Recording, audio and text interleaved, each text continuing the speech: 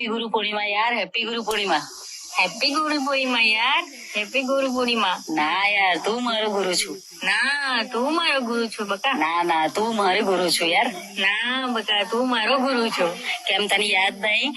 બહાર પાણીપુરી ખાવા જવા માટે ઘેર કેવા બહાના કરીને જવું પાણીપુરી ખાવા, એ તો તે મને શીખવાડ્યું। ના યાર તને એ યાદ નહીં કે રાત્રે ચા પીવાનું હોય તો કેવી રીતે જવાનું બહાર, એ તે મને શીખવાડ્યું।